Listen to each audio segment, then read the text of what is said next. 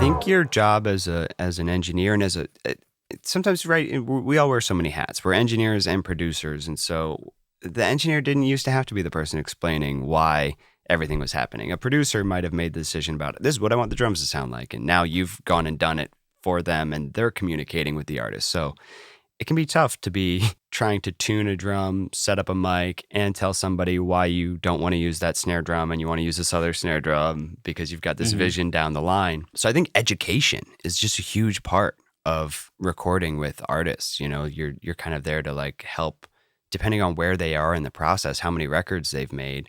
You might be there trying to help explain what's going to happen to the song after you start. You know, a lot of times when I work with somebody, it might be their first or second song they've ever made. So you're kind of there to help, like, this is how mix notes work. You know, sometimes I'm explaining that.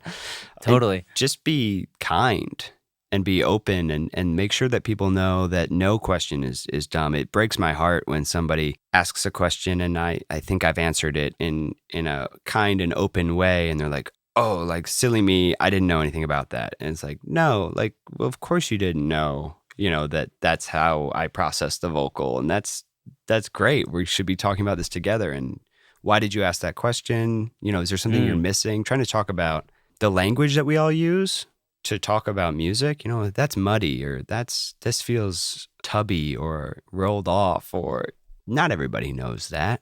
Your job, I think, as an engineer and as a mixer is to be able to take whatever somebody's telling you and then filter it into EQ, compression, saturation.